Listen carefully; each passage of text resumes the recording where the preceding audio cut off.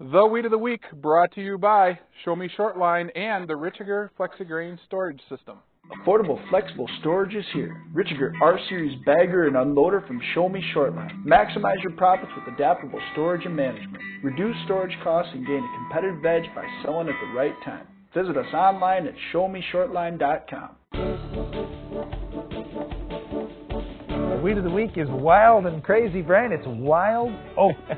Well, wild oats has been a problem on farms all across the country for years and years. Fortunately, we have way more herbicide selections than we've ever had to control it. Let's talk first in corn.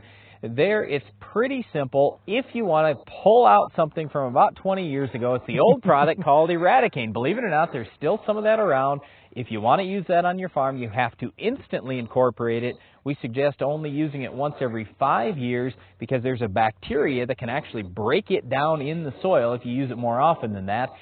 But Eradicane is fantastic on wild oats. It'll wipe it out pre-emerge. Most of the other pre's are only really marginal on wild oats. And really post-emerge, most of the crops now are Roundup resistant or Liberty resistant. And Roundup and Liberty do a nice job cleaning up wild oats in crop. In soybeans, most of them are Roundup resistant, and Roundup's awesome on wild oats.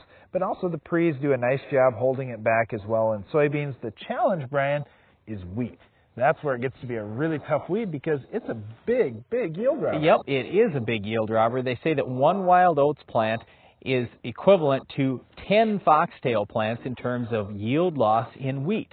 So if you've got wild oats out there, you've got to stop it. It starts pre-emerge. And I know you may not have been using pre-emerge herbicides on your farm, but we suggest you do. The product I would use if it was me is Prepare. That's the same thing as Everest. Just use Prepare. I just use a real low rate, 0.2 ounces. I know that's a very low rate. It's not going to get all the wild oats, but at least that will hold it back. That's going to cost you $5 an acre or less. Then when you come post-emerge, you won't have nearly as many to control.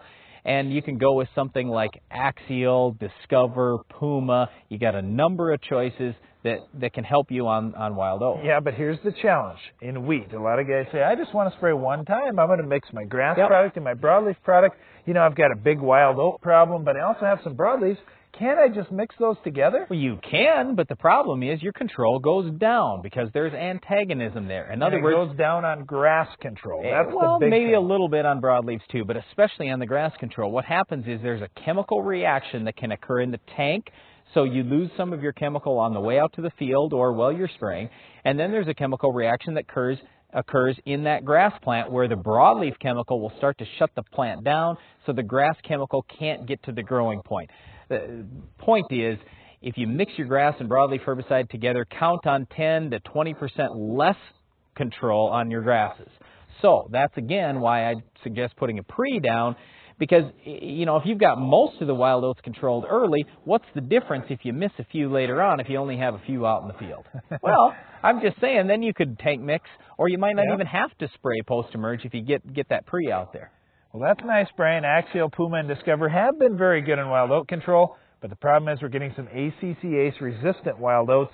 Once you have that, then you have to switch to other things like Rimfire, PowerFlex, Gold Sky, O-Spray. Yeah, because those are ALS herbicides, they are not the ACCase herbicides that Puma, Discover, and Axial, they're not in that family. So they aren't quite as good at controlling the wild oats. It makes the pre even that much more important when you get into those situations.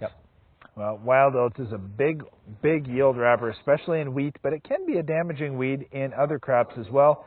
Get your wild oats under control. That's all the time we have for today's Weed of the Week, but Iron Talk is coming up next.